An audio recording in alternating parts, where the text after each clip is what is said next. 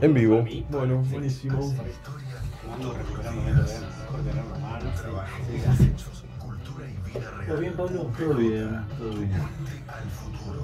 Qué lindo tenés acá. Hace mucho que venía por el barrio porque la radio se mudó. Nos quedamos. Ah, claro, están en Guardiavija. No, es ahí que está el canal. Ah, Nosotros nos mudamos en Gorriti y al 6000. Porque el centro cultural está cerrado. Gorriti por el Arevalo, pero Gorriti y sí, mira, no sabía. el edificio que tiene como oficinas de vidrio todo vidriado. Estado Continental por ahí. Sí. Ahí estamos. Lo alquilaron por 2 años. No te cuento cuánto están pagando porque no me acuerdo. Hoy ya estamos transmitiendo. Acá por Panorama Político, allá estamos grabando para Palermo Online. Así que hay cosas que ya quedan Se te quedan guardadas. escrachados. Sí. Buenas Así historias. que, Yerba mate, la buena. bueno, ¿y vos, Diego, Sarmiento de Junín este año, cómo lo ves? Pero ahora, 2 fechas y no perdimos, ya es un montón. No leo de fútbol, yo soy de Ferro, así que no leo. Yo soy de Atlanta. Bueno, lo ponemos a llorar Sí, todos. estaba con Vera, pero... En los últimos días ni hablemos, venían. Igual es un poquito de ilusión tengo esta temporada porque refuerzos arriba que estábamos muy mal. El plantel me parece que para mejor se reforzó. Bueno, Ferro también se está reforzando, va a salir con 15 a la cancha para poder jugar un poco. No, encima vienen ya No, varias no. temporadas. Decir que yo no me pongo mal porque no tengo expectativas, así que no hay manera que me frustre. A mí me pasa lo mismo con San Lorenzo. No, pero ustedes están en primera, no puedo decir. Por lo menos. No alcanza. Búscanos en YouTube como Radio Sónica, la radio más escuchada. Hoy nos dejó más tarde la chica esta. Nos dejó 3 minutos más tarde. Fuimos los primeros. Dale, vamos. Más allá de lo que conocías y todavía no te mostramos todo. Imagínate, Radio Sónica. Radio Sónica, la evolución de la evolución.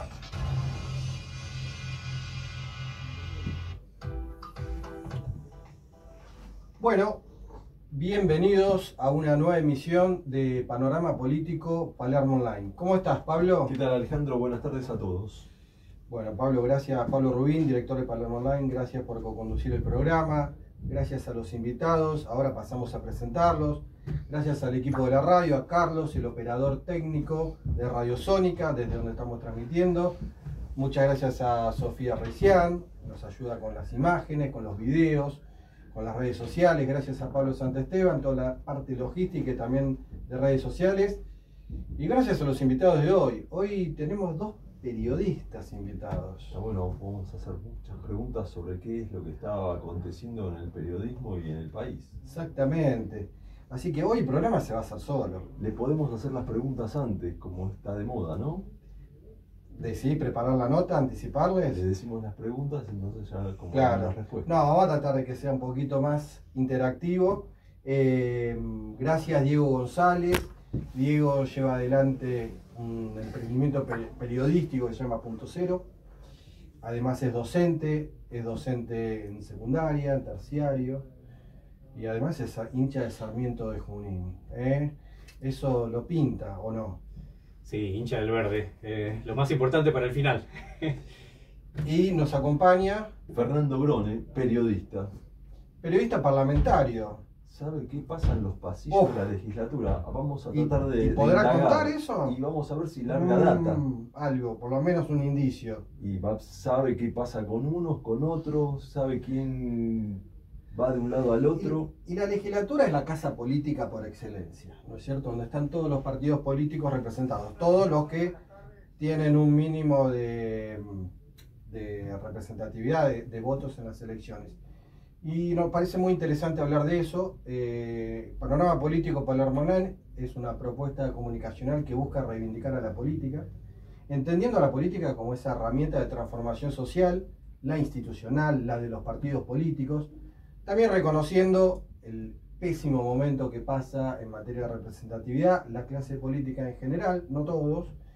Sin embargo, no nos imaginamos otra manera de mejorar la situación del país que no sea con mejor y con más política en todo caso. Y los partidos políticos deberán darse a la tarea o de renovarse, o de generar propuestas electorales superadoras para la gente. Por eso es que cuando traemos invitados, a veces traemos dirigentes, a veces traemos candidatos, otras veces actores sociales y políticos como ustedes, que por ahí no hacen política desde la política partidaria, pero la hacen o desde un medio de comunicación o desde un aula. La primera pregunta, y voy a arrancar con Diego, tiene que ver cómo fue que te decidiste a iniciarte en esto del periodismo, de la comunicación. Vos sos comunicador visual. Sí. Bueno, primero y antes que nada, muchísimas gracias por invitarme nuevamente a la mesa de estos dos programas, estos dos proyectos que tienen que reivindicar la política y me parece bárbaro. Un paréntesis, también me dedico a la crítica cinematográfica y el cine mirá. También es político, así que Claro. me parece bárbaro que levantemos la bandera de la reivindicación desde lo político y tratar de correr un poquito el eje de todo lo bastardeado que están en los últimos 100 años, si quieren, pero en la última década sobre todo. Creo que hay cosas que no se explican. Uno jugaba a hacer radio cuando era chiquitito, grabando cassette, jugando con sus primos. Me parece que hay algo de eso, fanático del deporte. Yo jugaba a armar como la revista de partidos de fútbol y hacía periodismo deportivo de chiquitito, haciendo los dibujitos, inventando los equipos, jugando. Digo, hay algo, creo que desde lo genético, o no sé cómo llamarlo, o de lo misterioso, si alguien cree en todo eso. Así que creo que desde chiquito me inclina lo comunicacional, lo político y creo que uno va haciendo camino y a medida que va metiéndose, yo empecé a hacer radio a los 12 años y cuando descubrí el mundo tan chiquitito de la radio, me parece que ahí ya se abrió el camino y bueno, a partir de ello uno a lo sumo va haciendo más estrecho justamente ese camino para terminar enfocándose en, bueno, yo quiero tener un medio de comunicación, quiero hacer radio, hoy llámelo también streaming, periodismo de prensa escrita también, porque tiene portal de noticias mi medio de comunicación, así que creo que desde chiquito uno va enfocando el camino para seguir ese rumbo. Bien. ¿Y vos, Fernando, cómo iniciaste tu camino periodístico? Primero, antes que nada, muchas gracias por la invitación, un placer estar acá. Comencé, sí, se puede decir que siempre tuve idea que iba a terminar siendo periodista, digo siempre a partir de los 12, 13 años.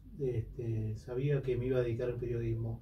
Me acuerdo que veía el programa de Mario Monteverde en Canal 11 a las 12 de la noche, los domingos, que era muy chico, pero miraba eso, miraba el programa de Corbacho, no sé si recuerdan, eran unos panelistas, estaba Gambini también en ese momento, en ese programa, eran los dos programas de política que había más o menos cuando yo tenía esa edad.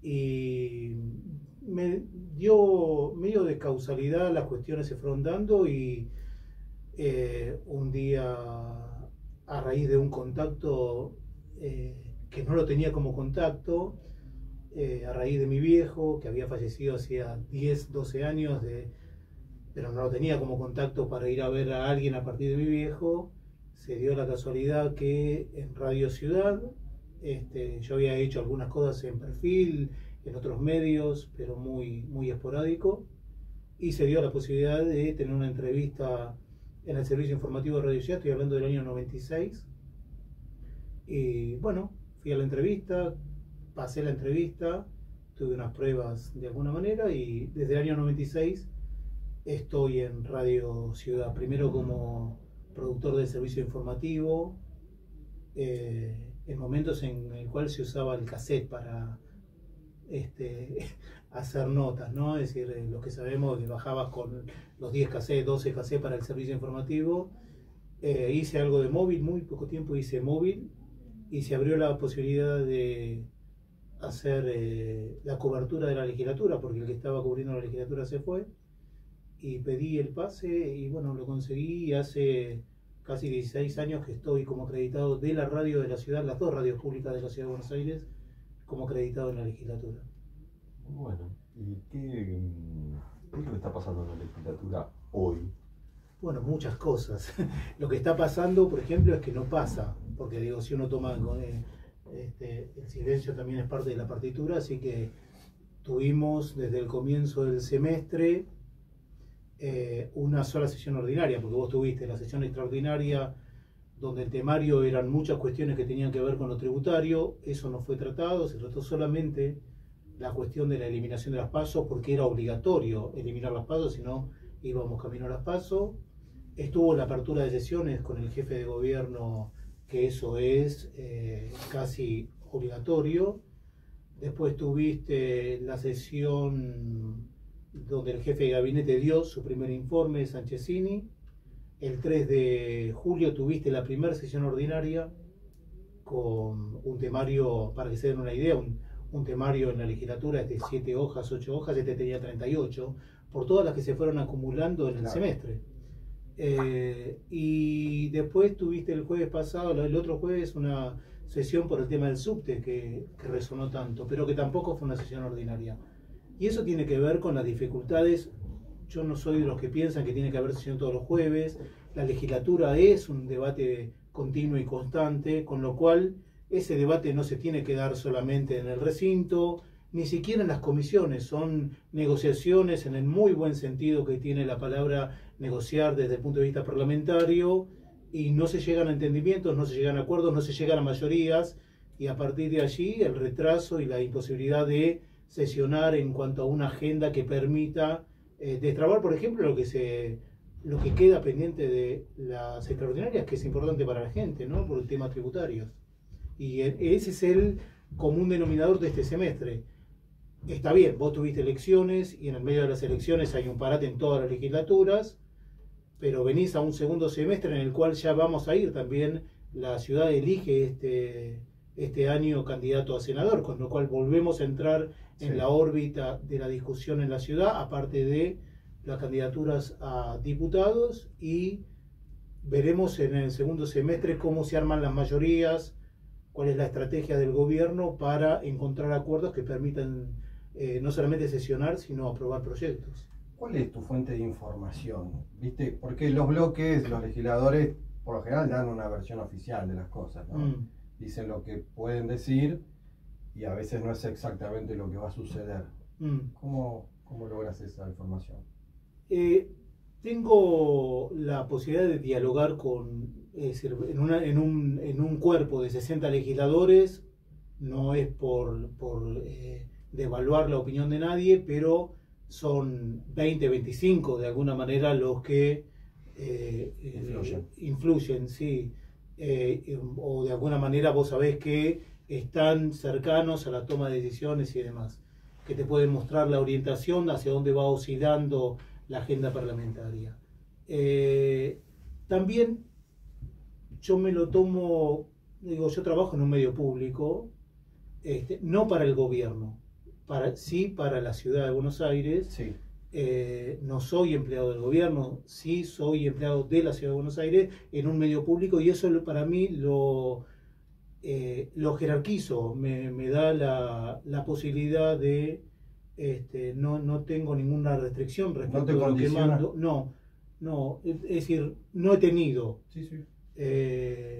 Para mí un proyecto, la estrategia mía es, cuando un proyecto toma estado parlamentario, ya es noticia.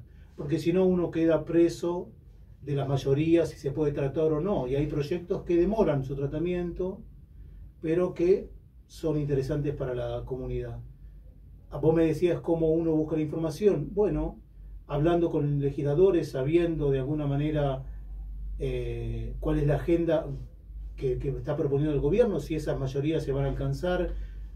Hay cuestiones que nosotros, sabíamos que de alguna manera porque se estaban trabando ciertos proyectos, y bueno, en ese contexto uno va buscando, y el hecho del trato cotidiano también permite, de las dos partes hay una confianza mutua que a todos los periodistas nos pasa. El hecho de que te den un off de alguna manera es parte de una construcción que se va haciendo. Hay legisladores que cuando vuelven, hay legisladores que me han dicho, me costó 2 años adecuarme a la legislatura. Claro. Bueno, ellos también están en un proceso de adecuación, los que vengan ahora lo van a tener, y en ese contexto ver cómo uno va estableciendo diálogo, confianza, y de alguna manera no traicionarse respecto de por qué uno está ahí, ¿no? Que en definitiva es un rol periodístico y público en mi caso. Te dejo una pregunta y sigo con Diego. cómo va a manejarse Jorge Macri con esta legislatura. Y para Diego, ¿cómo te cayó la conectividad que tiene el presidente Milei con los periodistas cuando dice no los odiamos lo suficiente? Es obvio que mal. Obvio, se corrieron tanto los ejes de todo que también uno empieza a filtrar, ¿sí?, en el comentario. Si nos ponemos desde lo más o menos subjetivo posible, no existe ningún tipo de objetividad, pero de lo menos subjetivo posible, tratando de poner un poco de paño frío, digo, el ejercicio está en filtrar la información, el comentario, entender también que es parte de ese juego político, discursivo, narrativo, parte también de una construcción, de un relato, como también se acusó siempre a un tipo de gobierno. Bueno, entra en la misma categoría del otro. Es como, bueno, no podemos ser vulnerables ante ese juego permanente que incluye a veces a la política. Ahora, si sacamos todo eso, y mal va a caer, porque justamente cuando uno comunica, esto lo entendemos como comunicadores nosotros, todas las personas debemos ser responsables a la hora de comunicar. Cuando vos tenés un micrófono delante o sos una figura pública, tenés que ser doblemente responsable, porque después eso se replica, se legitima por sobre todas las cosas y se potencia. Entonces, donde es un tuit, ¿sí?, como no los odiamos lo suficiente, después lo que va a provocar es una agresión, un comentario permanente, el respeto también por la labor, por la vocación y la profesión de tus colegas y alrededores. Entonces es como, bueno, si no los odias lo suficiente, después le das la nota a los que son afines, la pauta oficial va por abajo de la mesa en lugar de las vías como corresponden. Se corre todo el eje y el límite se fue tan de lo lógico para debatirlo, que ya no sabes si enojarte más allá que te caiga mal o tomarlo en chiste.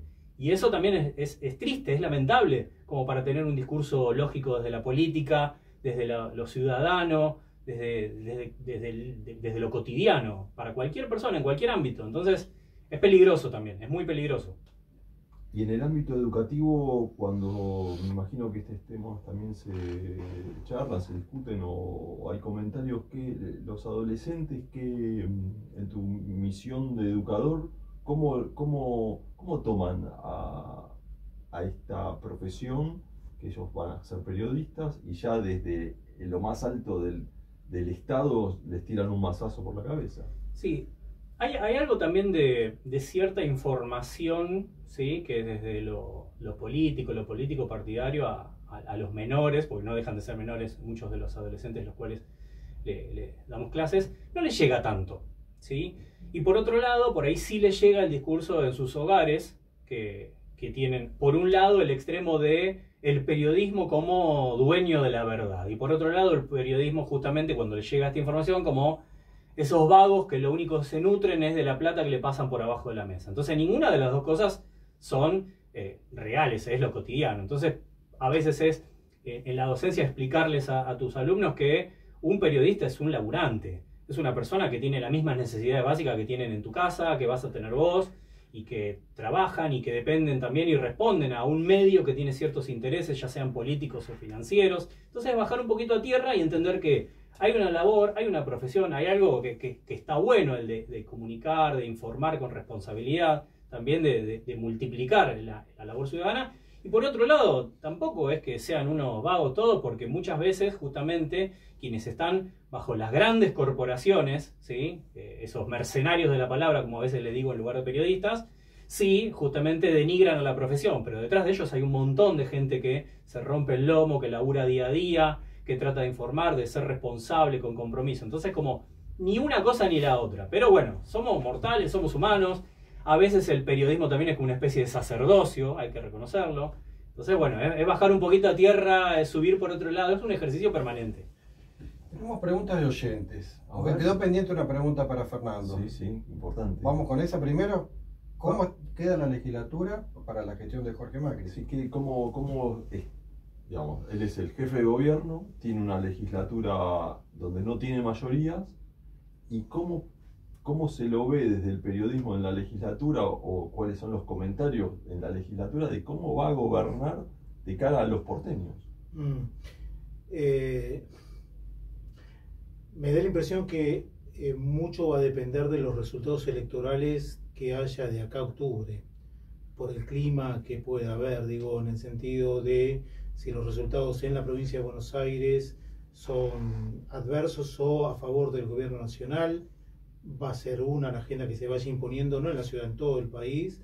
Me da la impresión de que si en octubre los números se dan para un lado o para el otro, el apoyo que va a suscitar todo lo que tenga que ver con La Libertad Avanza va a tener repercusión en la legislatura. Ahora, si uno hace los números, y de eso se trata una legislatura, vos tenés que en la próxima legislatura, es verdad, La Libertad Avanza duplica el número que tiene, va a pasar a tener 13 legisladores,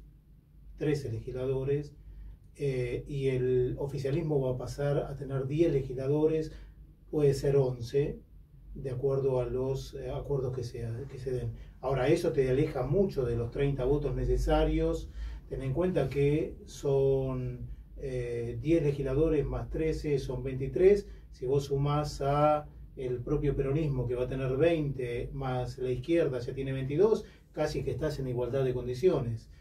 Ahora, el tema de cómo va a virar la balanza, creo que tiene que ver con, primero, cómo comunica el jefe de gobierno sus proyectos en el marco de un electorado que no lo acompañó mucho en esta elección de medio término, y me da la impresión, y esto también es una pregunta que por ahora no tiene respuesta, es que en la medida que vos te acerques a La Libertad Avanza en esta legislatura, te vas a alejar de cualquier entendimiento con el resto del cuerpo. Claro. Entonces ahí es donde, bueno, ¿y qué? Y vas a ir para unos, vas a ir para el lado de La Libertad Avanza, que no te va a garantizar los 31 votos, y se vio en lo que tuvo que ver con este proyecto de acceso gratuito para los jubilados en el subterráneo de la ciudad de Buenos Aires. Exactamente, jubilados, pensionados y fuerzas de seguridad. Eso se vio porque el oficialismo no quería la sesión. Los 20 votos que vos necesitas para abrir el recinto ya los tenía el peronismo, que fue uno de los impulsores. Después estuvo Graciela Ocaña con la otra iniciativa, con lo cual abrías el recinto. Y la discusión era si abrías la sesión, 31 votos. Si vos abrías la sesión, tenías asegurado la votación, porque los que te estaban acompañando, los 31 votos los ibas a tener. Claro. Entonces la lectura fue muy rápida para el oficialismo, que termina acompañando. ¿Por qué termina acompañando? También hubo algunas modificaciones a los proyectos originales que ampliaba un poco más el proyecto que terminó saliendo, pero hubo un entendimiento. ¿Cuáles fueron los únicos legisladores que se tuvieron? Los 6 legisladores de La Libertad Avanza. Entonces, esa radiografía se puede llegar a repetir en sucesivas votaciones. Y teniendo en cuenta que vos tenés a una Libertad Avanza que no hay que ser estar muy al tanto de lo que pasa en la legislatura, va por el asiento de Jorge Macri. No es que se van a encolumnar atrás de Jorge Macri de acá en la elección del 27. Entonces, el oficialismo tiene, me parece a mí, Jorge Macri no solamente, todo el oficialismo en la ciudad tiene que elaborar una estrategia que le permita presentarse a elecciones con expectativa de ganar en una votación donde es el único distrito en la ciudad de Buenos Aires que para acceder a la jefatura de gobierno necesitas sí o sí el 51% de los votos, es decir, vas a ir a una segunda vuelta. Bueno, ¿quiénes van a ir a esa segunda vuelta? Va a ser el oficialismo, porque si vos hagamos de cuenta que esta elección que sucedió parlamentaria fue la elección legislativa. Sí. Bueno, en esa elección, si vos la haces ejecutiva, sí, la haces ejecutiva, el PRO quedó afuera de la segunda vuelta. Sí. Entonces, va a ser interesante ver políticamente, porque en el fondo también vos tenés muchas cuestiones, no es un tema menor lo que está quedando de no tratarse, porque tiene que ver con la vida cotidiana de la gente. Entonces va a ser una buena dinámica ver qué pasa con el oficialismo y quiénes son los interlocutores del propio oficialismo y qué puentes se consiguen con legisladores y con gente de afuera de la legislatura, porque Olmos es uno de los referentes del peronismo en la ciudad de Buenos Aires y no lo veo a Olmos llegando a entendimientos con La Libertad Avanza. Quiere decir que si Jorge Macri va para el lado de La Libertad Avanza, sí, cierra canales de comunicación con el resto de la legislatura. Y, perdón, Dale. y si va ganando, digamos, si se sigue reforzando la libertad de avanza, ¿no podría haber un corrimiento de los amarillos para ganar justamente terreno y un posicionamiento individual siendo violetas, es decir, libertarios? Sí, pero en la legislatura vos vas a tener a lo sumo 23 votos. Es decir, con ese más corrimiento que eso no vas a tener, porque el radicalismo no se va a sumar a la libertad avanza, la gente de Larreta no se va a sumar a la libertad avanza, la gente de Carrió, el legislador que queda, no se va a sumar a la libertad avanza, el peronismo tampoco y la izquierda menos. Con lo cual, la pregunta es estratégicamente, más allá de los vientos que corran, porque en definitiva, si vos decís, bueno, yo estratégicamente no me sumo. Jorge Macri fue muy reticente a cerrar filas con la libertad avanza en la provincia de Buenos Aires. De hecho, impuso su criterio en Vicente López. Entonces, la cuestión es,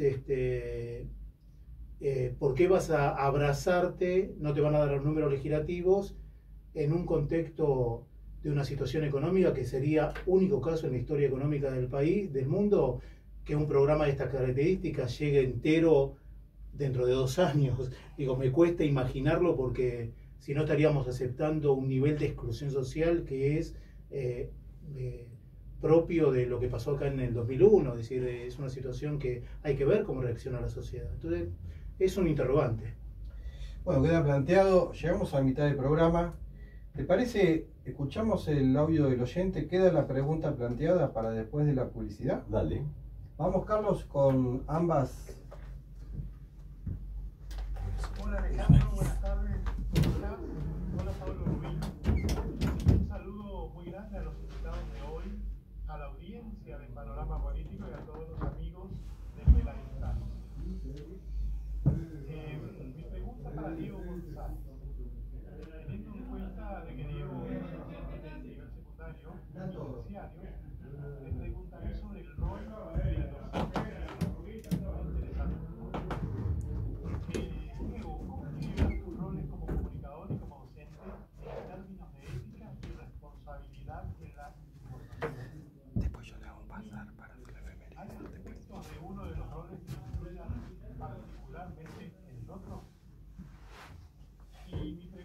Fernando Grone sobre periodismo militante y periodismo independiente. Fernando, ¿cómo definirías el periodismo militante y cuál es su enfoque principal en comparación de otros tipos de periodismo?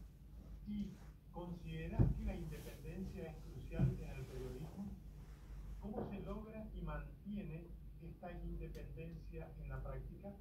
Bueno, espero que tengan un excelente programa como siempre y felicitaciones por los invitados Muchas gracias Alejandro, muchas gracias Pablo Ruiz y saludo muy grande a toda tu audiencia y a los amigos.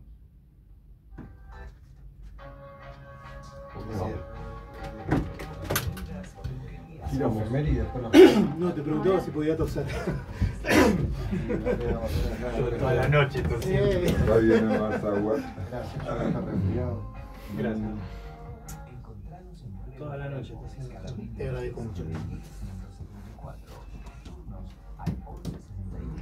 ¿Vos estás transmitiendo también? Ah, no. Grabando No, en vivo. Bueno, volvemos luego de la pregunta de Jorge Pínola. Jorge nos está escuchando desde Hohenau, Paraguay. Él está haciendo ahora un programa allá. En algún momento hemos compartido este programa con él hace un par de años, así que gracias Jorge por tu pregunta. Te deseos en esta nueva etapa que estás llevando adelante ahí con la familia. Gracias a los auspiciantes, a Midas Peluquería, salón de belleza espectacular en el barrio de Palermo, Ortiz 3174 con los mejores profesionales y productos. Muchas gracias a Imanes Magneto, imanes comerciales, todo tipo de imanes los encontrás en www.imanesmagneto.com.ar. Y muchas gracias al doctor Mariano Recián, que tiene una administradora de consorcios.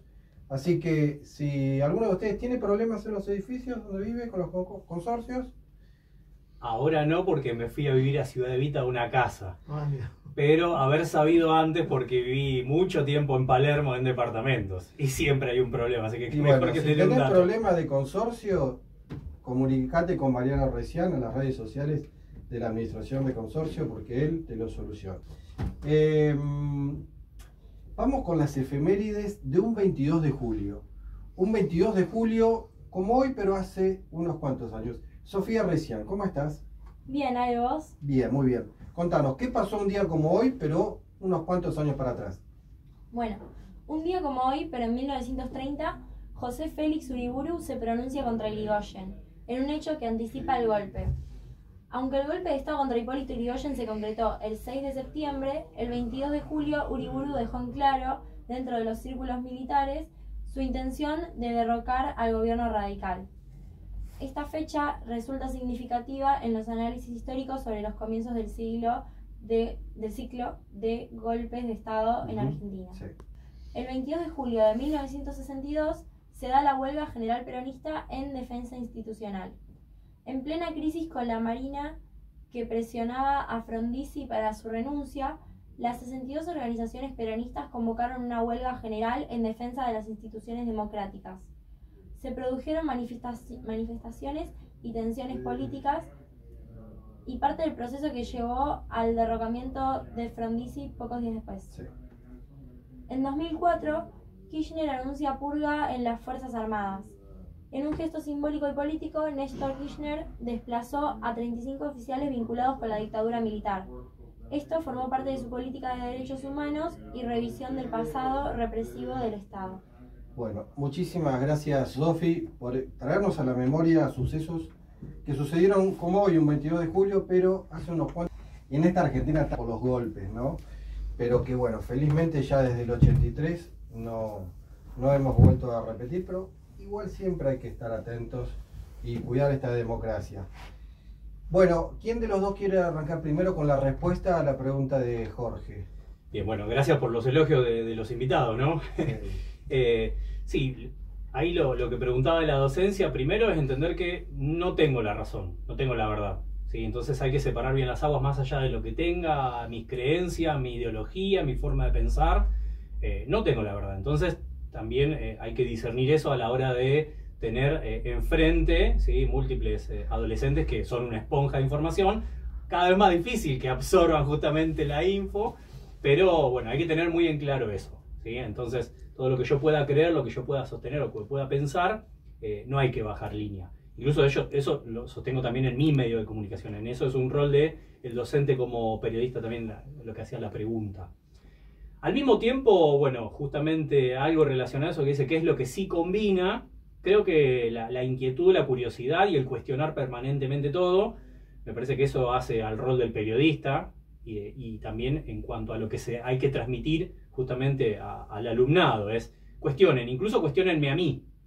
Cuestionen, pregúntense, ejerciten el pensamiento crítico y también dentro de todo ese ensamble de cosas que uno tiene que poner sobre la mesa a la hora de tener alumnos y alumnas en un colegio secundario, y tanto como en la carrera, tampoco hay que darle lugar a todo, que justamente tiene relación con lo que hablábamos en la primera parte, esto de correr el límite y que de repente cualquier idiotez hay que ponerla sobre la mesa. Bueno, vamos a darle lugar, a ver, tampoco es tan así, ¿sí? Sí, a ver, y hay una frase muy, muy trillada en el periodismo que es, si alguien dice que está lloviendo y otro dice que no está lloviendo, es simple, vamos afuera y nos fijamos si llueve. Sí. Tampoco hay que poner sobre la mesa y dejar a que cualquiera pueda opinar de cualquier cosa. Entonces, entendiendo eso, ¿sí?, hay que correr un poquito este mundo que se está fomentando como un terraplanismo político partidario.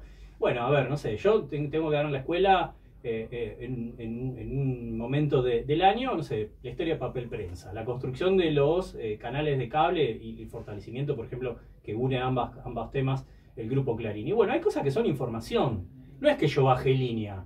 ¿Sí? Hay cosas que pasaron así, después obviamente uno tiene que tratar de sacar todas esas adjetivaciones o lo que uno pueda llegar a sospechar o creer, pero hay información que es así, ¿sí? Y en eso hay que contarlo tal como es, ser honesto, ser sincero, ¿sí? Y por supuesto hacer siempre el ejercicio permanente de Bueno, vamos a cuestionar. Y el primero que se tiene que cuestionar soy yo.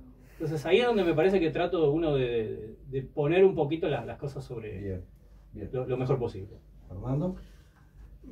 Tomo algunas cosas que dijiste para responderle a Jorge. Sí.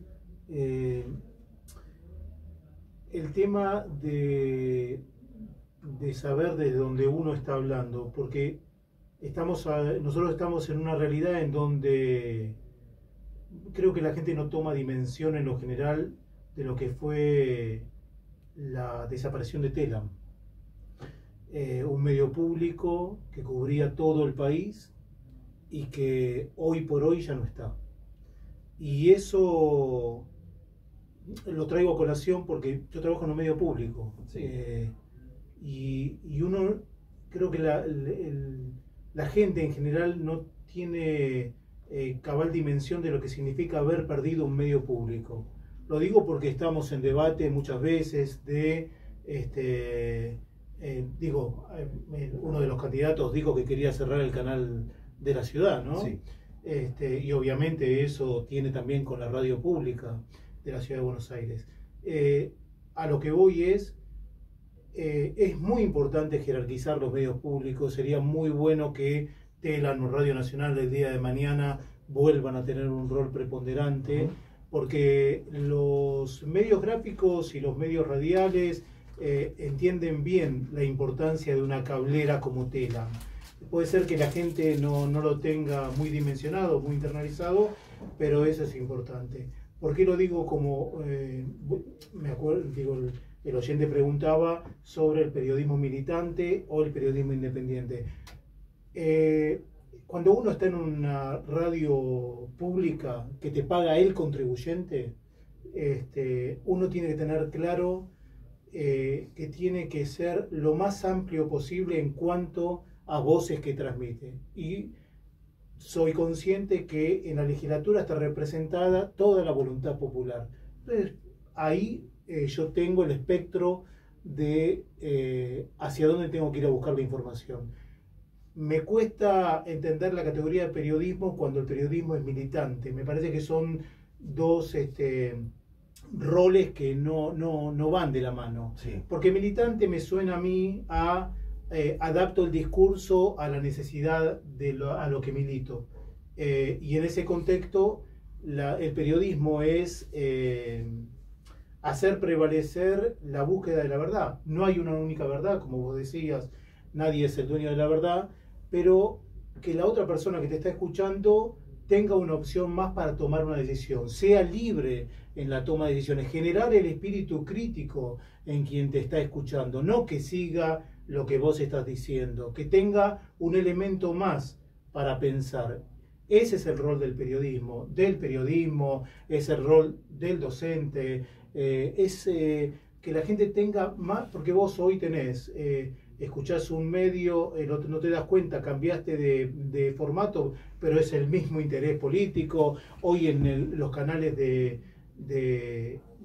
cable están casi todos con un mismo tinte respecto del discurso hacia dónde hay que ir. Hay noticias que hay que buscarlas, hay que tener ese espíritu. ¿Cómo cruzar fuentes si todas las fuentes son la misma? Exactamente.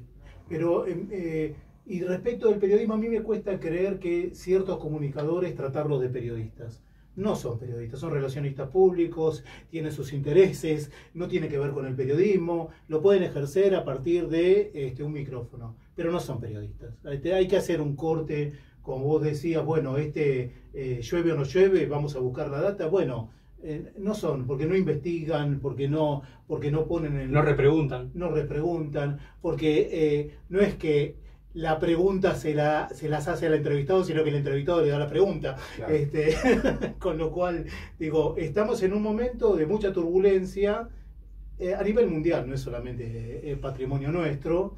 Y bueno, en algún momento esto va a pasar y va a haber que reconstruir sobre lo que quede y que toda la dirigencia, todos los comunicadores, asumamos la responsabilidad del rol social que tenemos, porque esto de que el periodismo es cuarto poder, si esto se pudiese llevar en plenitud, es realmente muy importante y es realmente así.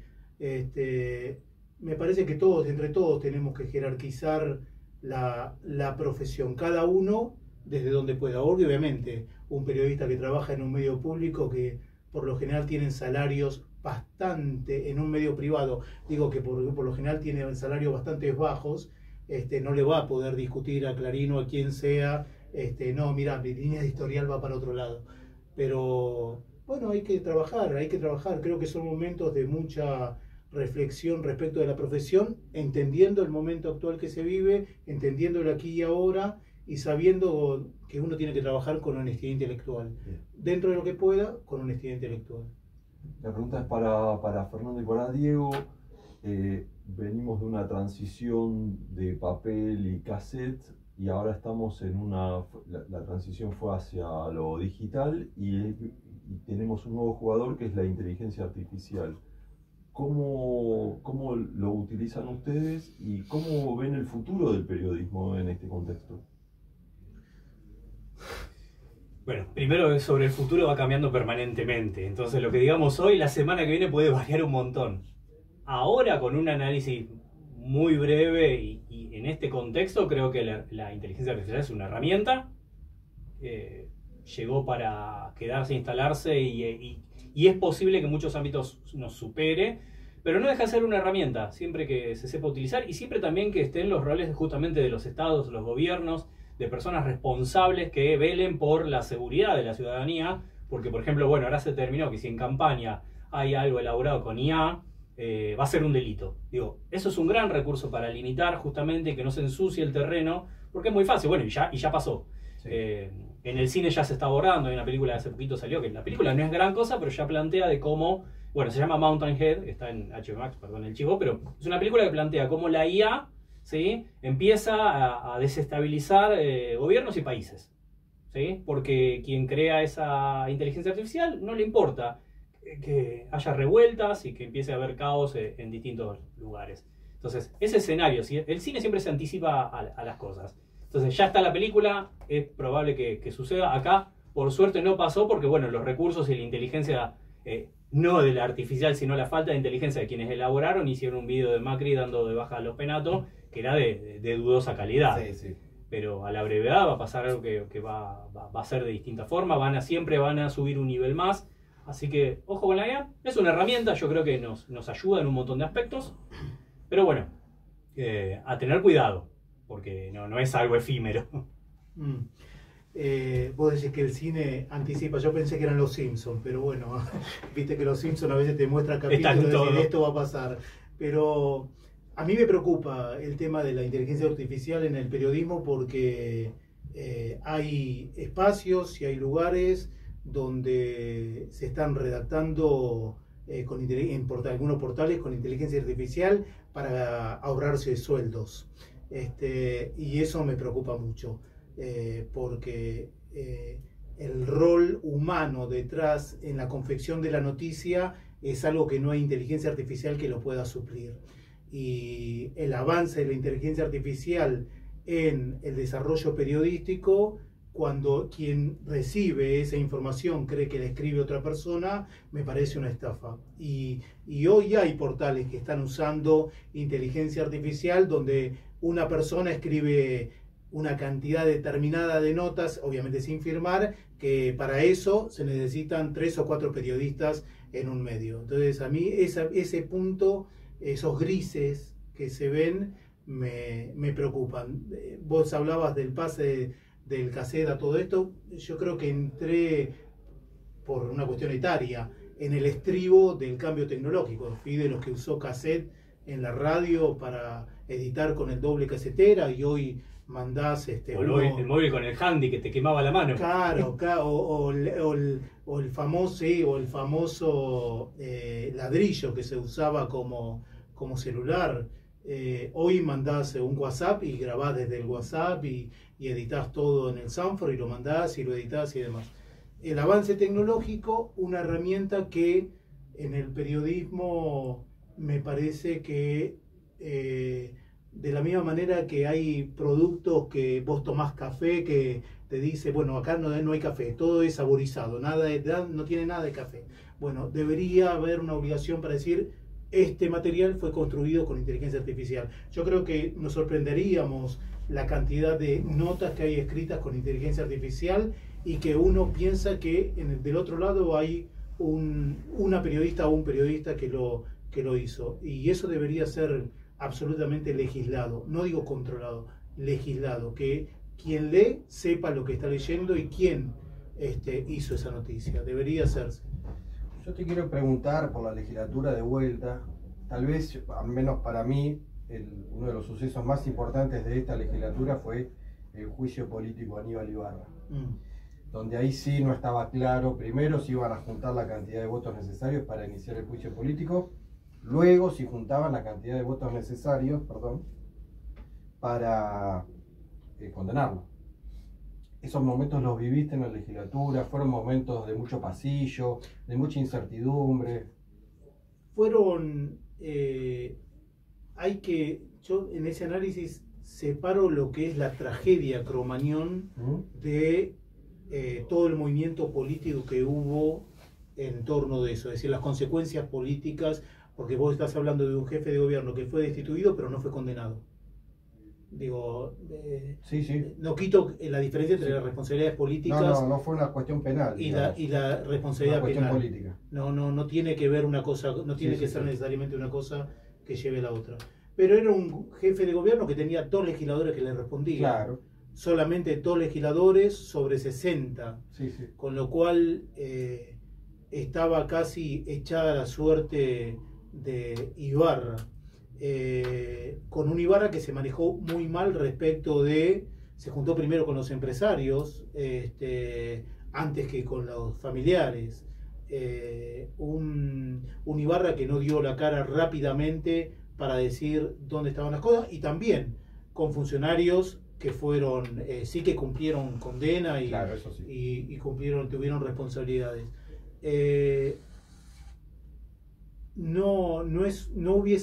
Sin Cromañón no hubiese habido PRO. Exactamente. Fue el fin de un ciclo y el inicio de otro. Sin Cromañón, no quiero decir con esto que hubo todo un movimiento, pero hubo sí o sí, hubo una cuestión de diálogo entre el vice, que era Tellerman, con el que después terminó siendo el oficialismo. Digo, no es casual que terminó siendo funcionario del oficialismo en algún momento. Yo creo que más allá de cómo se dio el proceso, no era el momento tecnológico de ahora donde uno ponía un teléfono y todos se enteraban al mismo tiempo de lo que estaba pasando.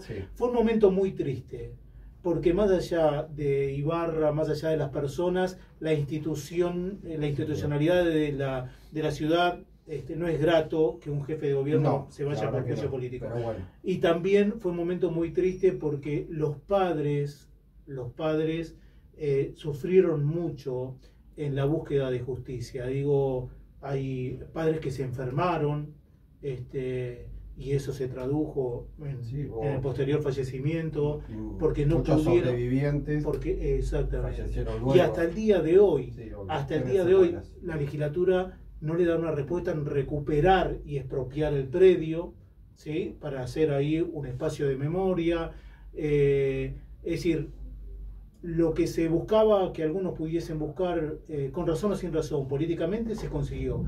Ahora, lo que debería ser la compensación en todo sentido institucional hacia las familias, hacia los sobrevivientes, todavía sigue siendo un saldo. De hecho, la ley de Cromañón de asistencia a las víctimas, que les permitía no tener que ir renovando cada 2 años las credenciales para tener esa asistencia, recién se consiguió el año pasado. Digo, miremos cómo la legislatura y en todo eso las instituciones demoraron muchísimo en estar a la altura de las circunstancias.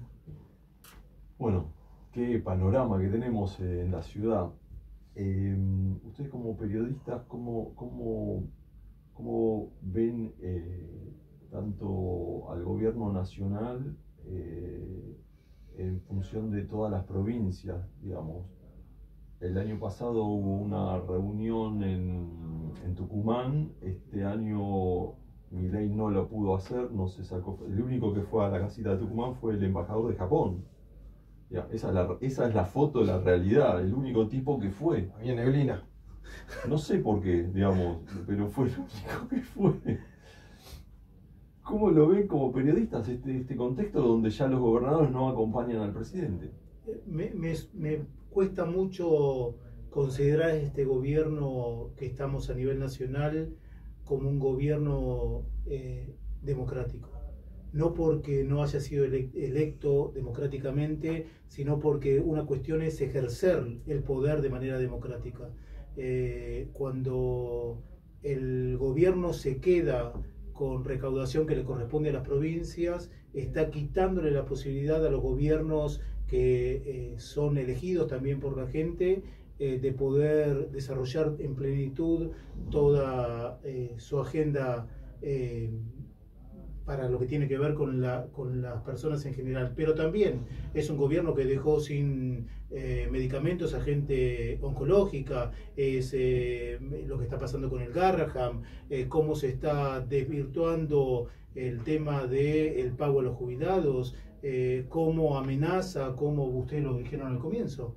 Me parece que es un gobierno de muy baja intensidad democrática. Estamos viviendo una situación, me parece a mí, que va a quedar en los libros de historia y va a haber que explicar cómo. Me parece que por momentos pienso que el presidente Milei es un síntoma de algo que tenemos que replantear, de cómo reforzamos y fortalecemos todo el sistema institucional. Vos hablabas de los políticos y de los periodistas. Yo lo amplío siempre a toda la clase dirigente, empresarios, sindicalistas, porque los empresarios también tienen que decir qué país quieren. Digo, cómo se reproduce, qué burocracia quieren, qué sistema de reproducción quieren. No podemos seguir aceptando un país que tenga la exclusión como variable a medir por el INDEC.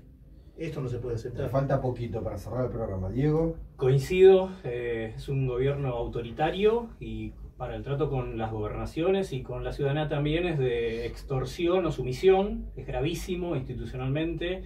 Esto no es de un repollo, esta es la consecuencia de muchísimos años de exclusión de las personas. Hoy tenés gente que no sabe cómo escalar socialmente y por eso tenés ludopatía, tenés aplicaciones y sitios de pseudo pornografía, vamos a decirle de forma sutil. Sí. Entonces me parece que se movió tanto el eje y se corrió que justamente estamos bajo un gobierno autoritario, extorsivo, de sumisión, y es peligroso justamente para también el desarrollo y las autonomías de las provincias y de los municipios. Entonces es grave. Bien. Bueno, se nos fue el programa, Pablo. Bueno, gracias Alejandro, gracias Fernando, gracias Diego.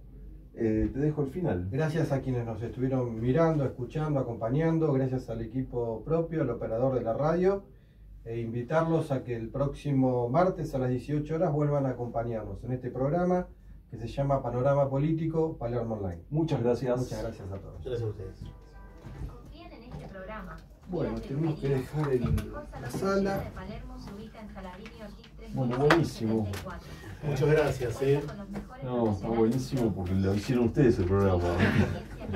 Vos me haces acordar a Humberto Toledo, que salía en Radio de la Ciudad, nos sacaba un acreditado cada 15 minutos, durábamos 15 minutos al aire, terminaba